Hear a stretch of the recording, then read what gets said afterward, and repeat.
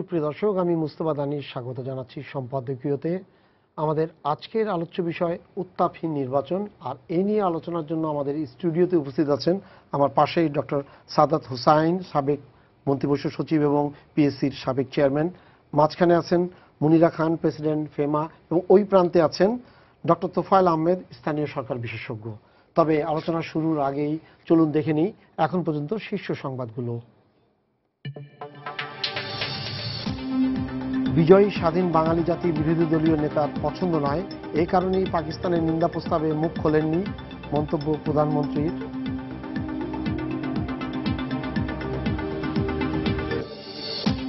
Voter ও প্রার্থীবিহীন নির্বাচনে সেনাবাহিনী মোতায়েন করে প্রতিষ্ঠানকে জনগণের মুখোমুখি দাঁড় করানো হচ্ছে, অভিযোগ বিএনপির।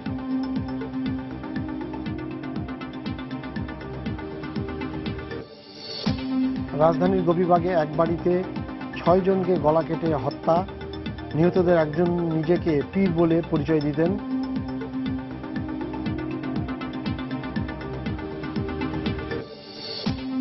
রাজশাহীতে কুড়িয়ে পাওয়া ককটেল নিয়ে খেলার সময় উড়ে গেছে এক শিশুর হাতের কবজি।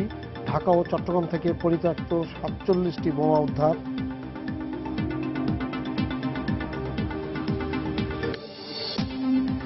এবং 18 দলের অবরোধে ঢাকা চট্টগ্রাম সহ কয়েকটি রুটে পুলিশি পাহারায় চলেছে দূরপাল্লার বাস, নিরাপত্তা নিয়ে উদ্বিগ্ন যাত্রী ও পরিবহন শ্রমিকরা।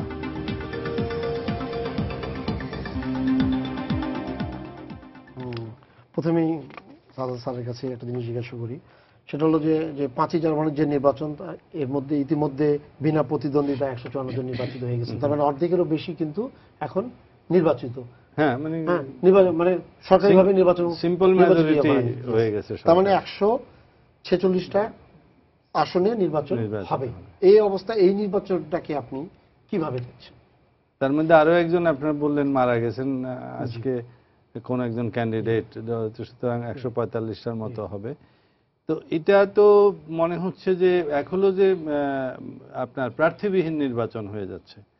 আর নির্বাচনের যে নির্বাচন বলতে যেটা বোঝায় সেই জিনিসটা কিন্তু আর থাকছে না। আগে যেগুলি বলা হয়েছে যে নির্বাচন মানে ভোটার লেসিয়ে, কিন্তু কন্টেস্ট হচ্ছে, এই হচ্ছে নির্বাচনের তো প্রথম ডেফিনেশনই হবে যে people will have right to choose.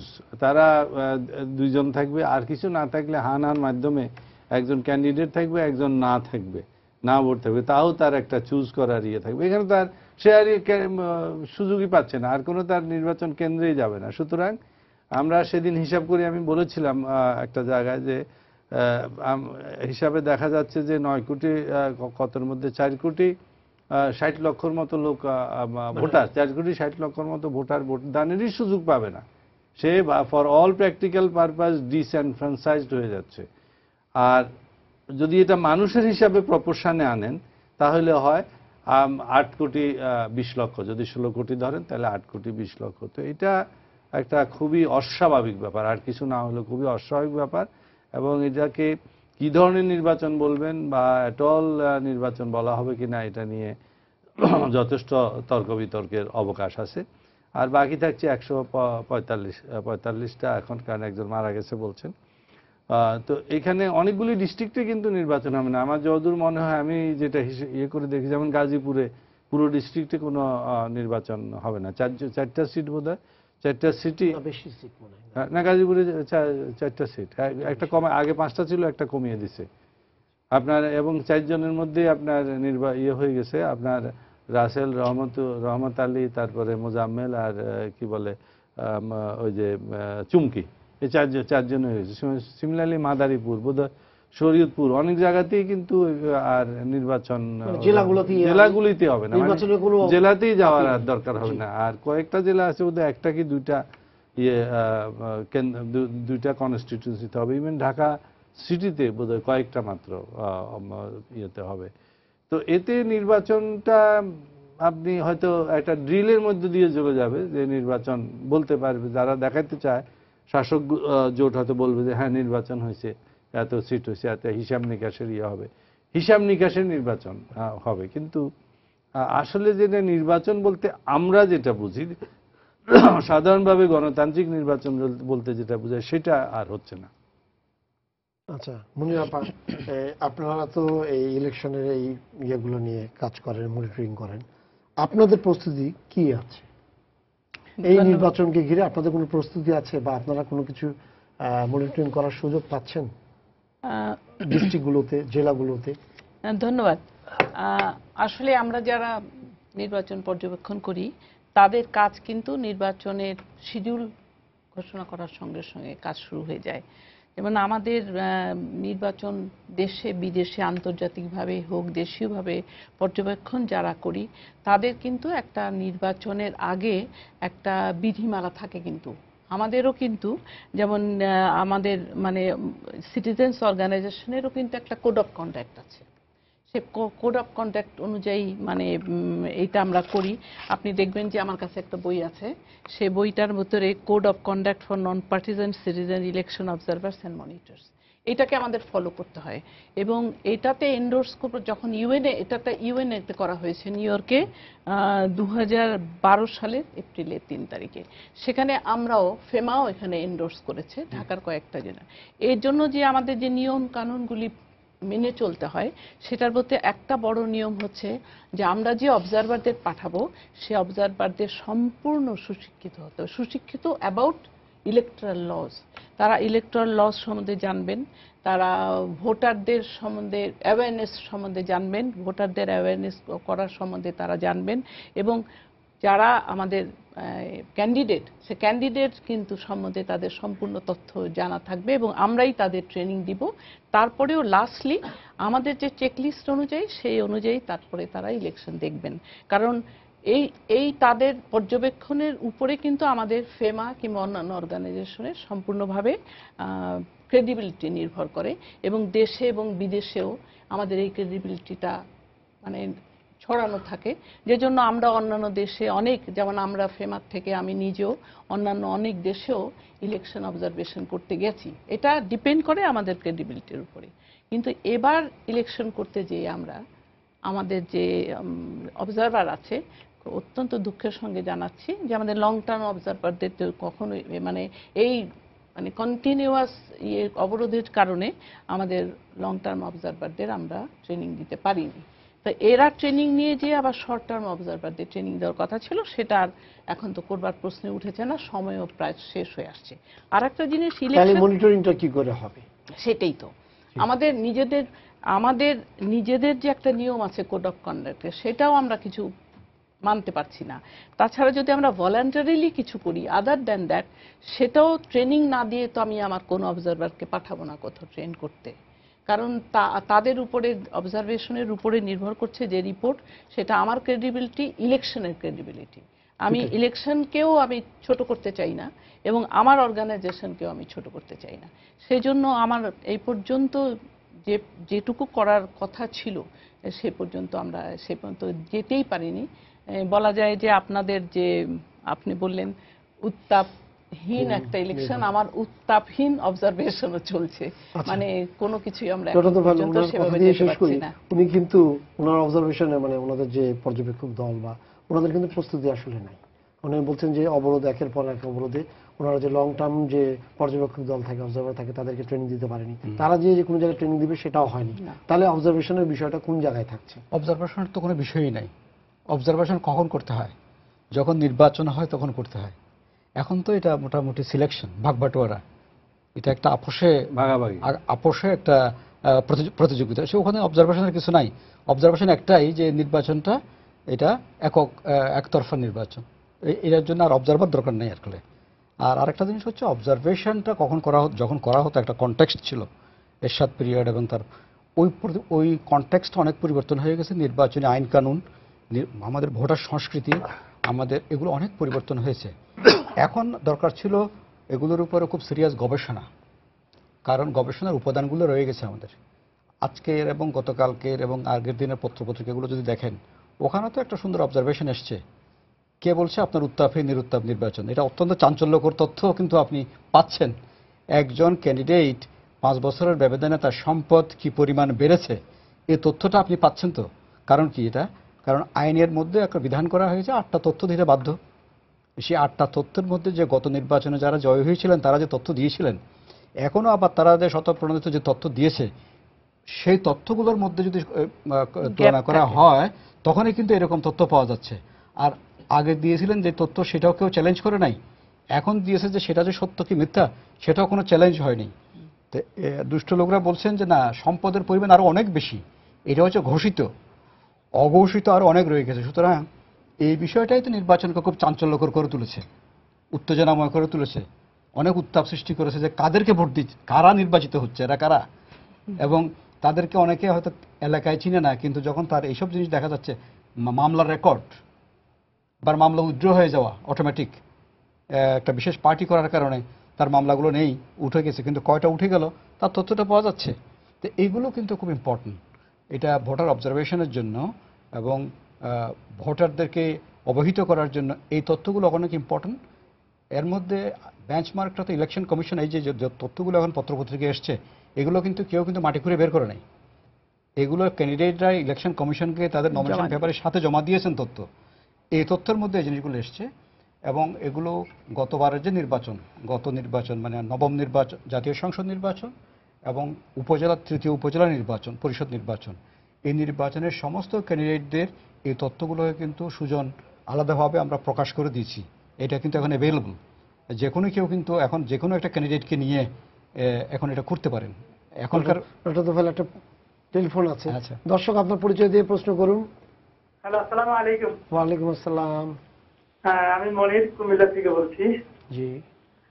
যে আমার প্রশ্ন হলো, আমাদের মাননীয় প্রধানমন্ত্রী তো সবসময় উনি একটা কথা বলেন যে দেশের মানুষের ভোটের এবং ভাতের অধিকার নিশ্চিত করার জন্য উনি সংগ্রাম করছেন। জি। কিন্তু যখন আমরা দেখি যে প্রায় 5 কোটি লোক ভোট দিতে পারছে না, জি। তাহলে এটা ওনার কথার সাথে মনে হয় যেন এটা কি সবিরোধী হয়ে গেল না? আচ্ছা, ধন্যবাদ আপনাকে। আপনাকে ধন্যবাদ। হ্যাঁ, ধন্যবাদ। উনি যেটা উনি না, মনির সাহেব ঠিকই বলেছেন। এই কথাটা ডক্টর সাদাত হোসেন সাহেব প্রথমে আপনার অনুষ্ঠানের শুরুতেই এই কথাটাই বলেছেন যে দেশের প্রায় অর্ধেক ভোটার, ঠিক অর্ধেক পপুলেশন ডিসএনফ্রাঞ্চাইজড হয়ে গেছেন, তারা আর ভোট দিতে পারবেন না, ভোট দেওয়ার প্রয়োজন নেই তাদের। এটা আমরা শুনতাম অনেকদিন আগে যে কোনো কোনো এলাকায় কোনো কোনো ক্যান্ডিডেট বলে দিতেন কোনো কোনো বিশেষ কমিউনিটিকে, তোমার ভোটে আসার দরকার নাই, তোমার ভোট আমি পেয়ে গেছি ধরে নাও।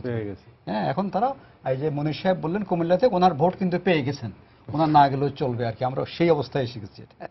যে পয়সা খরচ করে ভোট কেন্দ্রে যেতেন, রিক্সা ভাড়াটা দিয়ে ওইটা খেয়ে নিয়েন ভালো করে। না, এই ব্যাপারে আমি, যদিও এটা খুব দুঃখের কথা, সেটা আমি বলতে চাই। মানে মাঝে মাঝে নানান লোকে ভোটারদের সঙ্গে আমাদের আলোচনা হয়, তো ভোটাররা একটা কথা বলছিল যে ইলেকশনে আমাদের ভোটাধিকার তো গেল, সেটা ঠিকই আছে গেল, কিন্তু যে ভোটের যে পরিবেশটা, যেমন একটা ইলেকশনের সঙ্গে কিন্তু অনেক কিছু জড়িত থাকে। যেমন ধরেন, মানে আমরা যদিও মানি, মাসল এবং ম্যানিপুলেশন 3M এর ইনভলভমেন্ট চাই না, কিন্তু আপনি দেখবেন যে একটা ইলেকশনে কিন্তু 3টাই ইনভলভমেন্ট হয়, মানে 3টা ইনভলভ থাকে। তো মানির কথাই ধরেন, মানি যে শুধু পয়সা দিয়ে ইলেকশনে ভোট নেবেন তা কিন্তু নয়। মানিটা এই জন্য হয় যে এক একটা এলাকা জুড়ে কিন্তু একটা পরিবেশ তৈরি হয়। ধরেন ব্যবসা, কেউ চা বেচে করছে, কেউ রিক্সাওয়ালারা যারা ক্যান্ডিডেটদের ইলেকশনের জন্য করছেন, ক্যানভাস করছেন, একটা মানি জেনারেটিং সোসাইটি, ইকোনমি গড়ে ওঠে স্থানীয়ভাবে। ইলেকশনকে ঘিরে কিন্তু একটা প্রত্যেকটা এলাকায় একটা মানি সার্কুলেশন হয়, একটা মেলার মতন। তো সেটার থেকেও কিন্তু তারা ভোটের অধিকার তো বঞ্চিত হলেনই, অ্যাট দ্য সেম টাইম দুই মাস যে তাদের যে জিনিসটা ছিল, এবং প্লাস তাদের যে একটা সবচেয়ে বড় কথা যে তাদের বেশ সম্মানের সঙ্গে দেখা হতো, তো তারা কিন্তু সেটাও মিস করছে। এই একটা মাস তাদের ক্যান্ডিডেটরা পরে যাই করুক না কেন বেশ সম্মানের সঙ্গে, বেশ আদর যত্ন করে খাওয়ানো দাওয়ানো করতেন, তারা কিন্তু এইবার একদম সম্পূর্ণ জিনিসটা মিস করে গেলেন। হচ্ছে একদিক থেকে এটা বোধহয় ভার্চুয়াল ইলেকশনের দিকে যাচ্ছি আমরা আস্তে আস্তে। একটা দিক থেকে মানুষের মধ্যে বোধহয় একটা চেতনার মানটা, যদিও আমরা ইলেকশন সবসময় ইলেকশন এবং যুদ্ধ মানুষের সামাজিক রাজনৈতিক চেতনার মান বৃদ্ধি করে, ইতিহাস সচেতন করে, সমাজ সচেতন করে। এই ইলেকশনেও নতুন বোধ মানুষের মধ্যে আসবে যে আসলে যদি ইলেকশন হতোই বা তাহলে বা কাকে পেতাম আমরা। এটাও কিন্তু, এই প্রশ্নটা কিন্তু এখন করার সুযোগ পাচ্ছি না যদিও, কিন্তু এটাও একটা প্রশ্ন যে নমিনেশন কি আমি দিই, যে নমিনি হয়ে আমার কাছে আসেন সেই নমিনেশন প্রথায় কি আমার কোনো রোল আছে, ভোটারের কোনো রোল আছে? কিন্তু আইনগতভাবে আগের সময় যে একটা ব্যবস্থা করা হয়েছিল, অন্তত কনস্টিটুয়েন্সির পার্টির কনস্টিটুয়েন্সি থেকে অন্তত 3 জন 4 জন লোককে তারা একটা বাছাই করার একটা প্রক্রিয়া, তাহলে তৃণমূল থেকে কিছু নেতা আসার একটা সম্ভাবনা, সেটাও বাদ দেওয়া হয়েছে। সেগুলো তো এখন হচ্ছে না। সুতরাং এখন এমন এমন লোকও অলরেডি বিনা প্রতিদ্বন্দ্বিতা নির্বাচিত হয়ে গেছেন যে তাদের প্রতি যথেষ্ট সম্মান রেখেই বলছি, যদি তারা নিজের কোয়ালিটিতে নির্বাচন করতেন হয়তো তারা ওখানে জামানত থাকতো না। তো এইরকম লোকজন তো নির্বাচিত হয়ে গেছেন। সুতরাং এই যে আইরনি অফ ফেট, ডেমোক্রেসিকে যদি মখারিতে একটা পরিবর্তন করে আমরা রূপান্তর করে ফেলেছি, এটাও হয়তো মানুষ আবার ভাবার অবকাশ পাবে। ভবিষ্যতে যদি নির্বাচন যদি হয় তাহলে কি এই প্রসেসে কি একজন নমিনেট করে দিবে আর আমি তাকে ভোট দিয়ে দেবো? এটাও কিন্তু খুব রং। মানে টোটাল মনোপলি হচ্ছে পার্টির। এখানে ভোটাররা কেন দুই দুষ্ট থেকে এক দুষ্টকে বেছে নেওয়ার তো কোনো সরি এটা বলার জন্য শব্দটা, মানে এখন যে সম্পদের অন্যান্য কিছু যেগুলো যেভাবে দেখতে পাচ্ছে, তাহলে দেখা যাচ্ছে এর মধ্যে ডাকাতি আছে, এর মধ্যে কিছু ডাকাত আছে। কিন্তু যদি দুজন থাকে তো আমি দুজন থেকে একজনকে বেছে নেওয়া, এটাই কি আমার রাইট? এটাই আমার ভোটিং রাইট? এটাকে সিরিয়াস কোশ্চেনের মধ্যে নিতে হবে, আমাদেরকে সিরিয়াসলি কোশ্চেন করতে হবে এই সিস্টেমটাকেও। কারণ নির্বাচন হয়ে গেলেই যে সব সমস্যার সমাধান হয়েছে তা না। আর একটা জিনিস হচ্ছে, বিষয়টা খুব সাইলেন্ট আমাদের, যদিও আমরা যেহেতু নির্বাচন কিভাবে হবে সেটা নিয়ে আমরা খুব ব্যতিব্যস্ত। নির্বাচনটা হওয়ার পরে কি করবেন? নির্বাচন তো একটা হয়ে গেল, এখন নিয়ম রক্ষার নির্বাচন। স্যার যেটা বলেছেন যে এটা সংবিধান রক্ষার নিয়ম রক্ষার নির্বাচন হলো, তারপরে হোয়াট নেক্সট? তো এখন অনেক রকমের প্রশ্ন কিন্তু এই নির্বাচনকে সামনে রেখে আমাদের মধ্যে আসছে। ডক্টর সাদাত, আমার প্রশ্নটা সেটা হলো এরকম যে নির্বাচন 5 তারিখে তো নির্বাচন হবে, এতে কোনো 5 তারিখে নির্বাচনটা হবে, সেখানে আপনি কি মনে করেন যে ওই দিনের নির্বাচনটা নিরাপত্তাহীন, মানে যারা নিরাপত্তাহীনতায় ভুগছে তারা ইলেকশনে পার্টিসিপেট করবে ভোটাররা? এখন যে অবস্থা, আমার মনে হয় যে যদি কোনো মেজর এক্সটার্নাল ইন্টারভেনশন বা ইন্টারফিয়ারেন্স না হয়, বাংলাদেশে তো সবসময় আনসার্টেনটি, অনেক কিছু ঘটতে পারে। যেমন আমরা কেউই যে নমিনেশন পেপার উইথড্রয়ালের একদিন আগ পর্যন্ত চিন্তা করতে পারি না। আমরা যদিও ভোট নিয়ে এত কাজ করি, ভোটের উপরে লেখালেখি আছে সবাই, যে গবেষণা করি আমরা অনেকে, কিন্তু কেউই আমরা চিন্তা করতে পারি নাই যে এই অর্ধেকের বেশি সংখ্যক আপনার এমপি নির্বাচিত হয়ে যাবে, আনঅপোজড ইলেক্টেড হয়ে যাবে। হয়েছে কোনো সময় 11, 12, 17, 18 এরকম হয়েছে। 47 তারপরে ওইটাও একটা ভোটার লিস্ট ইয়েতে আপনার 15 আমাদেরকে এস্টাবলিশ করেছে, ওইটাও প্রথমবার। এক্স্যাক্টলি। কিন্তু এখানে দেখা গেছে এরকম একটা অদ্ভুত কথা ঘটে গেছে। এখন যদি কোনো মেজর ইন্টারভেনশন, আনএক্সপেক্টেড ইন্টারভেনশন এইরকম কিছু যদি না ঘটে, তাহলে আমার যেটা ধারণা নির্বাচন হয়ে যাবে। এবং ভোটারদের যেটা বলছেন, ভোটারদের উপস্থিতিও খুব একটা কম হবে না। আর ভোটারদের উপস্থিতি আমরা এত চিন্তা করছি কেন? যদি 154 জন লোক উইদাউট মানে কন্টেস্টেন্ট হয়ে যেতে পারে, তো ভোটার জড়ো করা তো কিছু না। এটা তো আগেও হয়েছে, আগেও ভোটার জড়ো করা হয়েছে, বা যে ভোট কেন্দ্রে যায় নাই তার ভোট হয়ে যাবে। এটা তো জাস্ট পোলিং অফিসার, তারপরে বুথ অফিসার, প্রিসাইডিং অফিসার, এদের ব্যাপার। এদেরকে ধমক দিয়ে, যেহেতু এখানে বিপক্ষে এজেন্ট থাকছেন, এদেরকে আটকায় কে? এদেরকে বেসিক্যালি আটকায় ইলেকশনের হলো যে কন্টেস্টিং এজেন্ট, কন্টেস্টিং ক্যান্ডিডেটের এজেন্টরা। তো এখানে তো কোনো এজেন্ট থাকছে না, ওয়ান পার্টি হয়ে যাবে। সুতরাং আপনার যত ইচ্ছা তত করবে, স্টাফিং করবে, ওই করবে, লোক দেখানো কোনো সম্পর্ক না। আর আমি আপনাকে আর একটা জিনিস বলি, এটা অনেকে আমরা মনে করি যে লোক ধরেন কম হলো, ধরেন 31% হলো, 21% হলো, তাতে আলটিমেটলি যে যারা শাসক জোট তাদের বড় কিছু হবে না।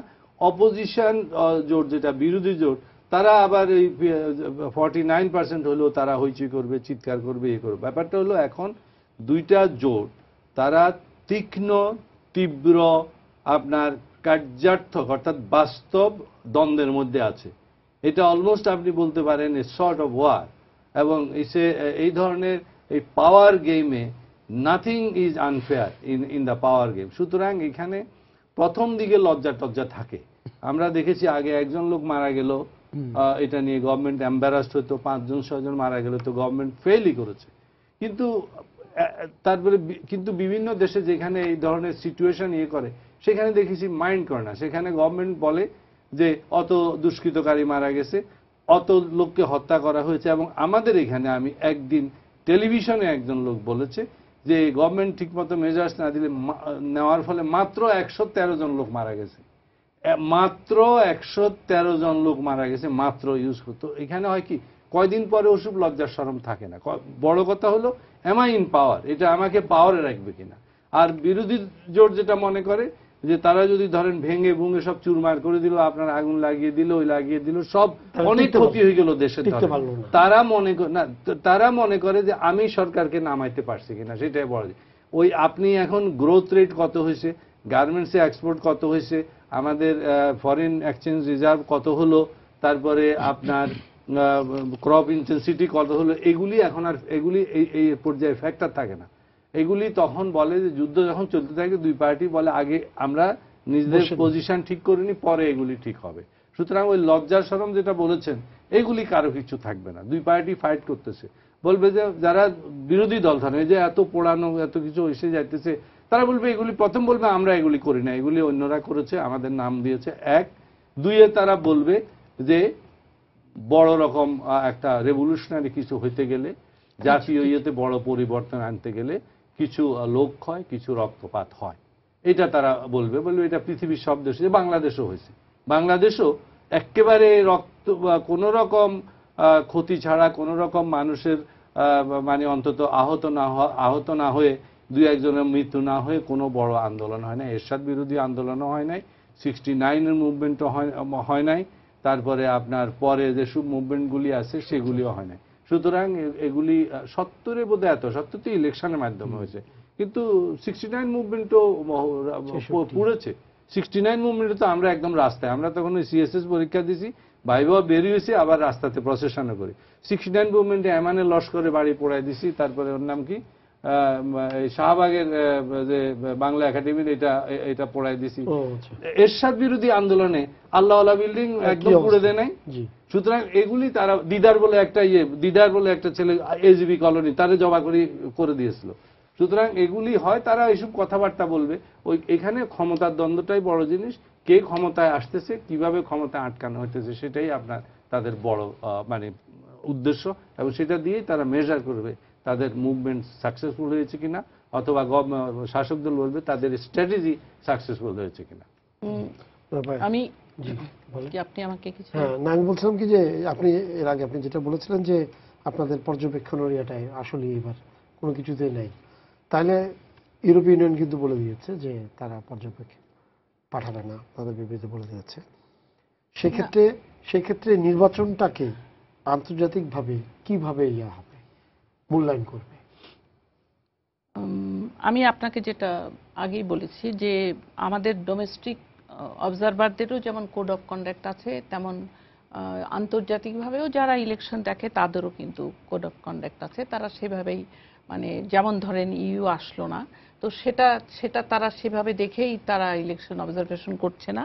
তারা কারণও দেখিয়েছে যে তারা স্বচ্ছ এবং ফ্রি, ফেয়ার এবং নন পার্টিজান এবং ইনক্লুসিভ একটা ইলেকশন চায়। তো আমরা হয়তো প্রথমে মনে করতে পারতাম যে আমরা যদি ইলেকশন দেখি ইনক্লুসিভ না হলেও যে কয়টা ইলেকশন আছে সে কয়টা আমরা দেখি না কেন যে কেমন করে ইলেকশনটা হচ্ছে, সেখানে ভোটারদের টার্নওভারটা কি নিজের থেকে হচ্ছে নাকি ভোটারদের কাউকে আনানো হচ্ছে, সেখানে যে কয়টা ভোটার আছে তার জন্য কি পয়সা খরচ করা হচ্ছে নাকি বিনা পয়সাতেই তারা নিজের ইচ্ছাতেই এসে ভোটটা দিয়ে যাচ্ছে। দেখবার হলে কিন্তু এরকম অনেক কিছুই আছে যারা অবজারভেশন করতে চায়। কিন্তু আমাদের কথা হচ্ছে যে আমরা যারা অনেক দিন থেকেই অবজারভেশনের জন্য কাজ করে আসছি তারা কেন কাজ করছি, আমাদের কাজ করার হলো সুষ্ঠু একটা অবাধ এবং নিরপেক্ষ নির্বাচন। কিন্তু আমরা যদি সেখানে প্রথমেই যদি ফেল করি যে সুষ্ঠু নির্বাচনটা হচ্ছে না, অবাধটা হচ্ছে না, নিরপেক্ষটা হচ্ছে না, তাহলে আমাদেরও মনে হয় যে ইলেকশনটা দেখা তাহলে আমাদের জন্য সম্পূর্ণ মিনিংলেস হয়ে গেল। একটা মিনিংলেস এক্সারসাইজের মধ্যে যাওয়ার তো কোনো মানেই হয় না। তো আর তাছাড়া জনগণের আমরা যে এরকম ভাবে উনি যেরকম বললেন যে এই যে পলিটিক্যাল পার্টিগুলি, আমরা সবাই দেশের জনগণই বলেন আমরাও বলেন, আমরা অনেকবার বলেছি ইলেকশন কমিশনকে শক্তিশালী করাটাই হচ্ছে সবচেয়ে প্রথম সোপান একটা গণতন্ত্রায়নের, গণতন্ত্রকে সুসংহত করতে হলে। কিন্তু যত বড়ই শক্তিশালী হোক না কেন, পলিটিক্যাল পার্টিদের যদি সদিচ্ছা না থাকে, তারা যদি মনে না করেন যে এই ইলেকশনটাকে আমরা একটা সুষ্ঠু অবাধ নিরপেক্ষ নির্বাচন করব, তাহলে কোনো দিন এই দেশে কোনোভাবেই পলিটিক্যাল পার্টি সদিচ্ছা ছাড়া, কমিটমেন্ট ছাড়া ইলেকশন সুষ্ঠু অবাধ নিরপেক্ষ হবে না। যতই আপনি নিয়ম করেন, যতই আপনি আরপিও রুল সংশোধন করেন, কিন্তু মেইন হচ্ছে যে আমাদের পলিটিক্যাল, যেমন উনি বললেন যে আমাদের দুই পলিটিক্যাল পার্টি, সব পলিটিক্যাল পার্টিগুলি কি চায়, দেশটাকে তারা গণতন্ত্রের পথে রাখতে চায় না দেশটাকে বিভক্ত করে দুই পক্ষ একবারই নিয়ে আসবেন এবং আসার সময় এইরকম মারপিট হবে। উনি খুব সহজেই বললেন যে এত লোক মারা গেছে, আগেও এত আগুনে পুড়ে গেছে, 42 বছর পরে এটা কি আমাদের কাছে কাম্য? আমরা কি চাই যে যখন একটা ইলেকশন হবে, এবং এমনও হতে পারে যে এবার ইলেকশন যদি কেয়ারটেকার গভর্নমেন্টের আন্ডারে হলেও আওয়ামী লীগ আবার নির্বাচিত হতে পারত, কারণ তারা ভালো কাজও কিছু করেছে। তো আমরা সেই সুবিধাটাই তো দিলাম না, আমরা তো একটু লেভেল প্লেইং ফিল্ডই তৈরি করলাম না, যেখানে মানুষকে বোঝার সুযোগ দিলাম না যে না আমরা একেই বেছে নেব, এরাই আমাদের প্রত্যেককে পাওয়ার ছাড়বই না, পাওয়ার যেতেই হবে, এইরকম অ্যাটিটিউড যতদিন আমাদের ভেতরে থাকবে, তখন আমার মনে হয় যে পরবর্তীকালে আমাদের আর একটা ইলেকশন কমিশনের কথাও বলি, আমাদের পর্যবেক্ষকদের সঙ্গে কিন্তু এবার ইলেকশন কমিশন খুব একটা আলোচনা করেনি কোন রকম। প্রত্যেকবার কিন্তু আমাদের নিয়ে বসা হয়, একটু আলোচনা। এখন পর্যন্ত আমরা জানি না, হঠাৎ করে একদিন দেখলাম যে তোমাদের অর্গানাইজেশনে কতজন আসবে সেটা কালকের মধ্যে জানিয়ে দাও, তা আমি জানিয়ে দিলাম, কিন্তু এখন পর্যন্ত কিন্তু আমি জানি না আসলে ওনারা হয়তো সময় পাচ্ছেন না কোন সিস্টেমে করব, কিভাবে করব, আমি এখনো জানি না। দর্শক আপনার পরিচয় দিয়ে প্রশ্ন করুন। ভাই, আমি প্রশ্ন করতে চাইছিলাম যে অতিথিবৃন্দুর কাছে, যে আমি কিছুদিন আগে প্রধানমন্ত্রীর বক্তব্যে যে শুনলাম যে একাদশ নির্বাচনের জন্য আলোচনার জন্য, আমরা জানি যেহেতু আমাদের একটা জাতীয় নির্বাচনে প্রায় 6,000 কোটি টাকা বাজেট, এই টাকাটা তো আমার আপনাদের সকলের জনগণের, কিন্তু আসলে যে একাদশ নির্বাচনের জন্য যে 6,000 কোটি টাকা পরবর্তীতে খরচ হবে, সেই টাকাটা কি আমাদের জনগণের না ব্যক্তিগত কোন সংগঠনের বা বর্তমান যারা সরকার আছে তারা বহন করবেন? আপনাকে ধন্যবাদ। আপনাকে ধন্যবাদ। 6,000 কোটি টাকা, 6,000 কোটি টাকা বোধ হয়, 600 কোটি টাকা, যাই হোক 6 কোটি টাকাই হোক না কেন, এটা হচ্ছে আমাদেরই তো টাকা। আমি যতদূর জানি এটা 600 কোটি টাকা। ডক্টর তোফায়েল বলেন যে একটা প্রশ্ন কিন্তু রেইজ করেছেন। ওনার প্রশ্নটা ঠিক আছে, যে ওই প্রশ্নটা আমি যেতে চাই না। এখন দশম সংসদ নির্বাচন নিয়ে আমরা আছি, এর মধ্যে আবার দশম সংসদ নির্বাচন শেষ হওয়ার আগে একাদশের কথা ভাববো, এটা কেন ভাববো? যাহলে দশম সংসদের পরে উনি কিন্তু বলেছেন যে প্রধানমন্ত্রী একাদশের কথা যদি বলতেই হয় যে একাদশ দিয়ে সমাধান করব, তাহলে তো এটা এখনই করা যেত। আমি একাদশের জন্য অপেক্ষা করব কেন? তো এগুলো এইসব কথাগুলো আমার কাছে খুব একটা দায়িত্ববোধ বা পুরো দায়িত্ব নিয়ে কথাগুলো বলা হয়েছে বা খুব সিরিয়াসলি বলা হয়েছে বলে আমার মনে হয় না। কারণ এর মধ্যে মাননীয় প্রধানমন্ত্রী অনেকগুলো শর্ত ছিল, এই শর্ত যদি বিএনপি পালন করে তাহলে এই হতে পারে, তাহলে ওই শর্ত কোনো সময় বিএনপি পালন করবে না। ডক্টর সাদাত বলার চেষ্টা করেছেন যে কাদের স্ট্যান্ডটা কীরকম, আমাদের সরকার এবং বিরোধী দলের স্ট্যান্ডটা কীরকম থাকে। আমি তিনটে জিনিস বলতে চাই এই সুযোগে। একটা হচ্ছে, আজকে আমরা নির্বাচনের সহিংসতা, নির্বাচনের এইসব যে কথাবার্তা বলছি, মনে হয় যেন যুগ যুগ ধরে আমাদের দেশের নির্বাচন এরকমই ছিল না। আমরা কিন্তু 90-র পর থেকে সুষ্ঠু, সুন্দর, গ্রহণযোগ্য নির্বাচন করার ইতিহাস কিন্তু আমাদের আছে, অভিজ্ঞতা কিন্তু আমাদের আছে। আমাদের একটা সুন্দর নির্বাচনী সংস্কৃতি কিন্তু গড়ে উঠেছিল। ইভেন আমাদের যে সর্বশেষ সিটি কর্পোরেশন নির্বাচনগুলোর পর্যন্ত আমরা একটা অত্যন্ত সুন্দর সংহত নির্বাচনী সংস্কৃতি, তার আচরণ, এগুলো আমরা দেখেছি। সুতরাং হঠাৎ করে আমরা যেখানে আমাদের নির্বাচনের একটা মান, কোয়ালিটি অনেক উপরে উঠে গেল, হঠাৎ করে ধপাস করে এটাকে আবার মাটিতে ফেলে দিলাম, এটা খুব দুঃখজনক। সুতরাং সুষ্ঠু, সুন্দর, অবাধ নির্বাচনের ইতিহাস এবং অভিজ্ঞতা আমাদের কিন্তু এটা নতুন নয়, আমরা ছিল। এখন দশম সংসদে এসে হঠাৎ করে যেন আমরা দিশাহারা হয়ে পড়লাম। দ্বিতীয় হচ্ছে, ডক্টর সাদাতের কথাগুলো সূত্র ধরে আমি বলছি, কথাগুলো ওনার কথাগুলোকে আমি রিএনফোর্স করছি।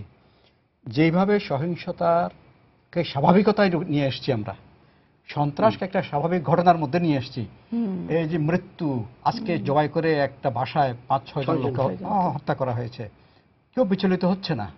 এই যে এই মৃত্যু, ধ্বংস, আগুন, এগুলোকে আমরা স্বাভাবিকতায় নিয়ে এসেছি, এটা অত্যন্ত ডেঞ্জারাস এবং বিপজ্জনক একটা দিক জাতির জন্য। কারণ এই যে মনস্তত্ত্ব আমাদের গড়ে উঠল, সহিংস মনোবৃত্তি, মনস্তত্ত্ব, এইটা যদি চলতে থাকে, এই দেশে তো যেই নির্বাচন করে আসুক উনি তো শাসন দিতে পারবেন না, কোনো গভর্নেন্স এস্টাবলিশ করতে পারবেন না। তাহলে আমরা জাতিটাকে কোন দিকে নিয়ে যাব?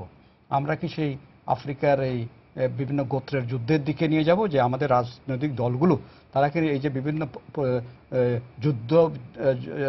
যুদ্ধংদেহী এবং যুদ্ধরত যে গোত্রগুলো থাকে তাদের মতো বিহেভ করবে আমরা?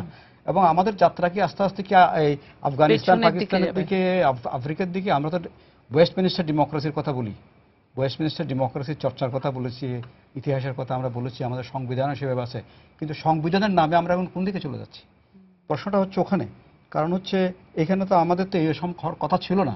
আমাদের নির্বাচনগুলোকে তো একটা মডেল হিসেবে, ওনারা নির্বাচন অবজার্ভ করতে অন্য দেশেও গেছেন, আমাদের নির্বাচনগুলোকে তো একটা মডেল নির্বাচন হিসেবে আমরা মানুষের কাছে তুলে ধরতে পেরেছি, সারা বিশ্বের কাছে তুলে ধরতে পেরেছি। আমরা একটা মডার্ন কি বলে, একটা মডারেট ডেমোক্রেটিক কান্ট্রি হিসেবে আমাদেরকে মোটামুটি একটা জায়গায় নিয়ে গিয়েছিলাম। আমরা কেন এখন সন্ত্রাসের দিকে চলে যাচ্ছি?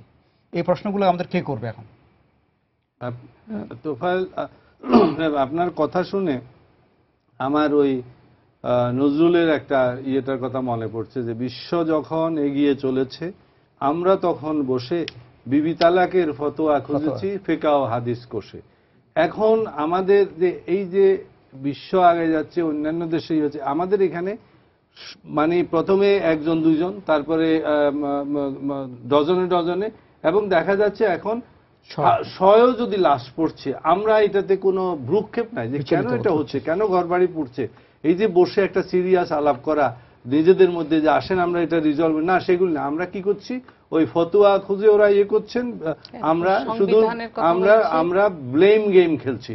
এই বলছি যে অমুকের দোষে এটা হচ্ছে, লোক মারা গেছে 100 লোক মারা গেছে, তাতে আমার কিছু আসে যায় না। আমার ইয়ে হলে 100 জন লোকের জন্য আমি যে অমুক মনিরা খাতুন উনি এটার জন্য দায়ী, উনি বলছেন না ডক্টর সাদত এটার জন্য দায়ী, সুতরাং আমি উনাকে হুকুমের আসামি বানাবো, উনি আমাকে হুকুমের, এই নিয়ে আমরা খেলছি। মানুষগুলি যে মারা গেল, আমার মনে হয় ওদের দাফন কাফনের কথাও আমরা আর এখন চিন্তা করছি না। আমি বলছি ঠিক আছে, মানুষ তাহলে বেশি মারা গেছে, তাহলে উনাকে কেসে দিতে সুবিধা হবে। আর উনিও বোধহয় ভাবছেন যে লোক আরো 2-1টা মারা গেলে সাদত সাহেবকে কেসে দিতে আরো সুবিধা হবে। মানে সত্যি আমাদের একটা অদ্ভুত একটা যে জিঘাংসামূলক একটা সাইকোলজি হয়ে গেছে, যার ফলে আজকে যে দেখলেন যে 6টা লোক মারা গেছে একটা বাসাতে জবা করে, বোধহয় আপনি খোঁজ দিয়ে দেখেন যারা দুই পক্ষ, দুই গ্রুপেরই কারো মনে হয় কোনো ইয়ে নাই। এই গ্রুপ হয়তো ভাবছে যে আচ্ছা ঠিক আছে বিপদ হচ্ছে, ওদেরকে ইয়ে করা যায়, আরো গ্রুপ ভাবছে যে এটা তো খুব অন্যায় করছে, সরকারকে ফাঁসানো যায়। আমরা এই সাইকোলজিতে চলে আসছি, এটা দেশের জন্য চরম ইয়ে। ইভেন ইন 90 মিলন যখন মারা গেল, সে মিলন, আমি সেদিন রাস্তায় মিলন যখন মারা গেল, 1 মিলন মারা যাওয়ার ফলে সেদিন সারা ঢাকায় সমস্ত লোক একটা মানে ইয়ে হয়ে গেছে, সারা ঢাকায় আপনার প্রায় আগুন জ্বলেছে। আপনারা আগুন দেখলে ভয় পান, কিন্তু আমি সেদিন রাস্তায় ছিলাম, সারা ঢাকার রাস্তায় বিভিন্ন জায়গাতে আগুন জ্বলেছে, 2-1টা জায়গায় আগুন দিয়েছে। আজকে আমরা যখন এত লোক মারা যাইতেছে, 25 জন 30 জন, আমাদের কাছে এগুলি কিছু না। আমার মাথার মধ্যে যখন বারবার তখন বুঝছে কিভাবে ওকে ফাঁসানো যায়, ওর নাম কিভাবে একটা ট্রেডিং দ্য ইয়া যেটাকে বলে, মানে ব্লেম, এইগুলির মধ্যে চলছে। এটা খুবই দেশের জন্য খুবই দুঃখজনক। আমরা একটু চিন্তা করা দরকার। 2টা পার্টিরই আমার মনে হয়, 2টা জোটেরই আমার অবস্থা দেখে মনে হয় যে, আমি যেটা প্রত্যেক ইয়েতে বলি, আজকেও বলবো, যে তাদের অবস্থা দেখে মনে হয় যে অতএব হে জনতা, তোমাদেরকে আমরা অনাস্থা দিলাম, তোমাদের সাথে আমার ইয়ে নাই। সাদত সাহেব, এটা ছাড়া আরো একটা ব্যাপার আছে। দেখেন আমাদের দেশে আপনি যে বলছেন যে আমরা মৃত্যু হয়ে যাচ্ছে, আমরা তেমন ভাবে এটার রিপারকেশন কিংবা ইয়ে আমাদের উপর পড়ছে না। আপনি দেখেন এটার অনেকটা আইনের শাসনের ব্যাপারও বটে। সাগর রুনির কেসটাই ধরেন, সাগর রুনির যেভাবে একটা টেলিভিশনের একটা জার্নালিস্ট হয়েও তাদের কি এ পর্যন্ত বিচার হলো? তাদের সম্বন্ধে আমরা কিচ্ছু জানতে পারলাম যে কিভাবে তাদের মৃত্যু হয়েছিল, কারা করেছিল, তাদের কি কোনো শাস্তি হয়েছিল? তা আমরা একবার যদি সাগর রুনির কেসটাও ইয়ে করা যেত, আপনার মানে শাস্তি দেওয়া যেত, তাহলে কিন্তু পরবর্তী এই যে আস্তে আস্তে প্রথমে 2 জন, তারপরে 3 জন, তারপরে ওই যে আপনার যে মেয়েটা ড্রাগ তার বাবাকে আর মাকে মারলো, ঐশী, সেখানেও কি আমরা কিছু এ পর্যন্ত পৌঁছাতে পেরেছি যে সত্যিকারে এই হত্যাটা কিভাবে হয়েছিল, সত্যি সত্যি মেয়েটা করেছিল কিনা, অন্য কেউ করেছিল কিনা? আমি তো কনফিউজড। এবং এরকম করে আজকেও ধরেন, আর এই যে 6 জনের ব্যাপারে হয়তো আপনি দেখবেন যে আমরা তেমন মাথা ঘামাচ্ছি না, আগেরগুলিও ঘামাইনি, ঘামিয়েও কিছু হয়নি শেষ পর্যন্ত, আর এইটা কি এটা কি আর কিছু হবে, এরকম একটা মনোভাব, একটা কি বলবো আমাদের ভেতরে, এটাকে বলবো যে আমরা ফ্রাস্ট্রেটেড হয়ে যাচ্ছি আস্তে আস্তে। এটাকে আমার মনে হয় ফ্রাস্ট্রেশনই বলবো আমি। এখন যেমন নির্বাচন কিন্তু 5ই জানুয়ারি আছে, তাহলে নির্বাচনটা হওয়ার পরে 154 জন তো হয়ে গেছেন, নির্বাচিত একজন নিয়ে হয়েছে, পাশাপাশি যখন নির্বাচনটা হয়ে যাবে তাতে কি এখন আপনারা যে কথাগুলো বলছেন তার কি অবসান হবে বলে আপনারা মনে করছেন? এখন অবসানের তো কোনো চিহ্ন দেখা যাচ্ছে না। আমি যেটা বলতে চাচ্ছি, আমি সরাসরি নির্বাচন এবং রাজনৈতিক দল বা রাজনীতি নিয়ে কথা বলছি না। আমি যেটা বলতে চাচ্ছিলাম, সমাজের মধ্যে যে গুণগত নেতিবাচক পরিবর্তনগুলো একদম বদ্ধমূল হয়ে যাচ্ছে, কায়েমি হয়ে যাচ্ছে, এগুলো আমরা উৎপ্রাবো কীভাবে? এগুলো তো করতে কেউ উপরের স্তরে কেউ এগুলো নিয়ে ক্ষমতায় থাকতে পারবেন না এবং কোনো দেশ শাসন করতে পারবেন না। দেখেন এখন এইবার ক্লাস 1, 2, 3, 4, 5 এর পরীক্ষাটা ঠিকভাবে হচ্ছে না। কোন স্কুল শুনলাম, ইংলিশ মিডিয়াম স্কুল, তারা বাড়িতে প্রশ্ন পাঠিয়ে দিয়েছে। প্রশ্ন পাঠিয়ে দিয়ে বাবাকে বলে দিয়েছে যে আপনারা একটু ঘরের মধ্যে বসে তাদেরকে একটু বইটইগুলো সরিয়ে রেখে লিখে উত্তরগুলো আমাদের বাসায় আমাদের কাছে পাঠিয়ে দেবেন স্কুলে, আমরা এটার ভিত্তিতে রেজাল্ট দেবো। সত্যি সত্যি জিজ্ঞেস করে দেখেন আপনি, অনেকগুলো স্কুল এটা কাণ্ড করেছে, আর কিছু স্কুল 1 দিনে 3 পরীক্ষা নিয়ে কোন রকম ভাবে একটা পরীক্ষা নেওয়া। তাহলে চিন্তা করে দেখেন, এই যে কোমলমতি ছাত্রছাত্রী, তাদের মধ্যে আমি কি জিনিসটা দিলাম, এইটা এবার উপরের দিকে যেতে থাকেন। এখন একজন চার দোকানদার যে রাস্তায় পাশে চা বিক্রি করে, সে বলছিলেন আমাকে, যে বললো যে স্যার আমি তো আজকে আমার আজকে চাল কেনার পয়সা নেই, কারণ আপনারা যে রাস্তায় মানুষজন না থাকে, আমার চা কে খাবে? কিন্তু চা খাওয়ার লোক নাই, অফিসে আদালতে লোক না আসলে তো আমার চা খাওয়া যাচ্ছে না। এই যে যারা আত্মকর্মসংস্থানে যেসব মানুষগুলো আছে, তারা কিন্তু কিছুই করতে পারছে না। কিছু মানুষ আছে আমরা যারা মাস গেলে বেতন পাচ্ছে, তারা একরকম আছে, কিন্তু তারাও কি ঠিকভাবে ছেলে মেয়ে লেখাপড়া থেকে আরম্ভ সব।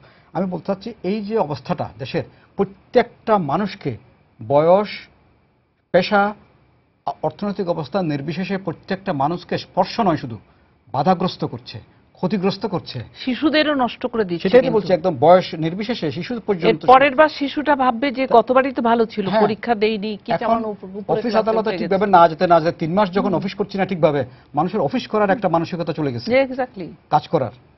এই যে অবস্থাটা, আমি বলতে চাচ্ছি যে এইভাবে যে ক্ষতিটা হচ্ছে, এটা পোষাবো কিভাবে?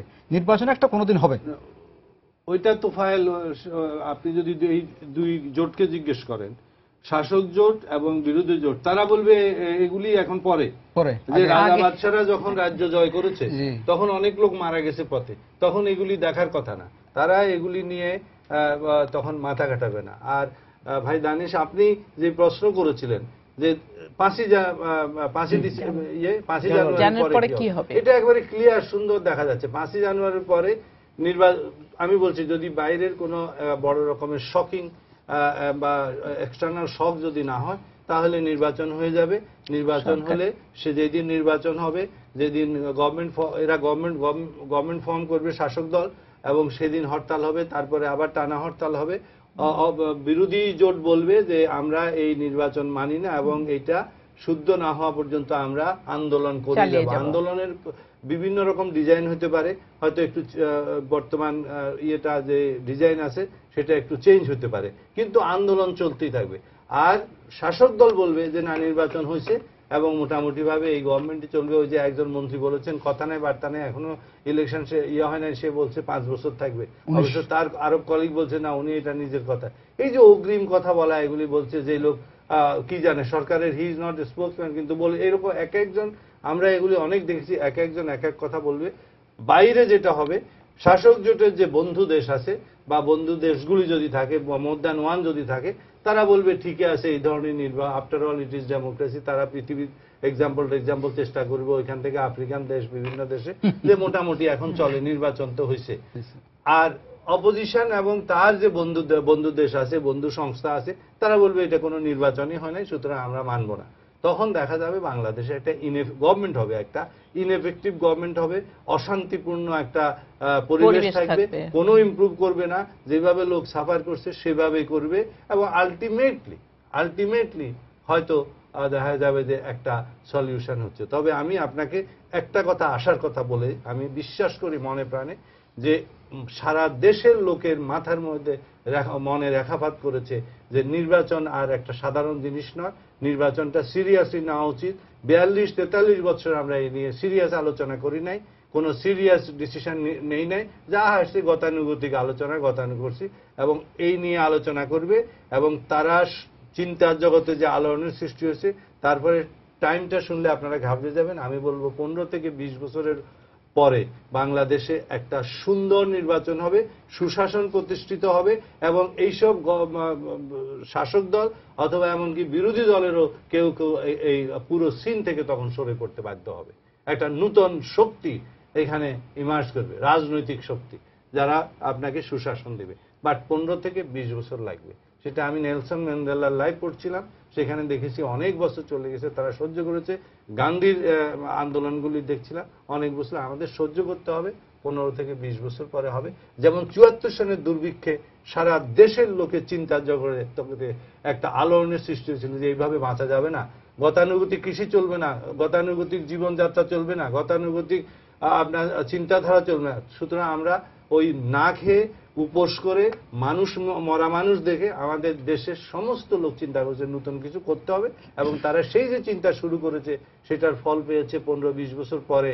আপনার 90s এর প্রথম দিক থেকে দেখা গেল যে বহু লোক বিদেশ চলে গেছে প্রাণ বাঁচানোর জন্য, তারা ভালো করছে, গার্মেন্টসের দিকে চলে গেছে, এক্সপোর্টের দিকে চলে গেছে, এনজিও করেছে, অফ ফার্ম অ্যাক্টিভিটিস করেছে, কৃষিতে নতুন প্রযুক্তি এনেছে, সার বীজ এগুলি ভিন্নভাবে প্রয়োগ শুরু করছে, এবং তার ফলে কৃষিতে রেভলিউশন হচ্ছে। সবকিছু মিলে আমরা কিন্তু ইকোনমিক ফ্রন্টে একটা ভালো জায়গাতে এসে টেক অফ করেছে। এই আজ থেকে 15-20 বছর পরে বাংলাদেশ, আমি আপনাদের বললাম, আপনারা লিখে নিতে পারেন, হয়তো আমরা তখন বেশি বুড়া হয়ে যাব, নাও বাঁচতে পারি, কিন্তু বাংলাদেশে সুন্দর নির্বাচন হবে এবং সুন্দর একটা সুশাসন প্রতিষ্ঠিত হবে। আচ্ছা, আমাদের সময় কিন্তু শেষ হয়ে গেছে। আমি আপনার আশাবাদের নিয়ে একটু জিজ্ঞেস করি যে একটু তফাৎ আমি আফ্রিকা কিংবা আমাদের আগের সময় যখন পাকিস্তানের থেকে আমরা আলাদা হলাম একটু দেখি। সাউথ আফ্রিকাতে কিন্তু নেলসন ম্যান্ডেলার দেশে যারা তাদের উপর অত্যাচার করেছিল তারা কিন্তু তাদের দেশের লোক ছিল না। আমাদের এখানে কিন্তু আরেকটু দুরূহ বিপদ যে আমরা কিন্তু আমরাই। আপনি তো অন্যকে দেশ থেকে তাড়ানো কিংবা অন্যকে আপনি যেভাবে ফাইট করতে পারবেন, আপনার নিজের ভেতরেই যখন নিজেদের লোকেরাই একে অপরের সঙ্গে ফাইট করছেন, তখন কিন্তু অনেক অ্যাকশন নেওয়ার ভেতরে আপনার কিছুটা চিন্তা ভাবনা, আপনার লিমিটেশন এগুলি থাকবে। সেজন্য আপনি যেটা আশা করছেন, আমি যদি আশা করতে পারতাম তাহলে ভালো হতো। কিন্তু আমি মনে করি একমাত্র সদিচ্ছা, এবং আমাদের এখনই 15-20 বছর না, যত তাড়াতাড়ি সম্ভব আমাদের চিন্তা করতে হবে যে এই বিভেদটা এবং এই চিন্তাধারার যে আমাদের যে গড়মিলটা, সেটা কি করে মিল করা যায়, কিভাবে সমঝোতা করা যায় এবং দেশটাকে বাঁচানো যায়। প্লিজ আমরা 15-20 বছর অপেক্ষা করতে চাই না, সেটা করতে হবে। আমি বলবো একটা যে সেটা করতে হবে, অপেক্ষা। আপনাদেরকে ধন্যবাদ, আমাদের সময় শেষ হয়ে গেছে স্টুডিওতে আসার জন্য। সবাইকে শুভেচ্ছা জানিয়ে শেষ করছি আজকের সম্পাদকীয়। আগামীকাল আবারও দেখা হবে রাত 10টায়। দেখার আমন্ত্রণ রইল। শুভরাত্রি।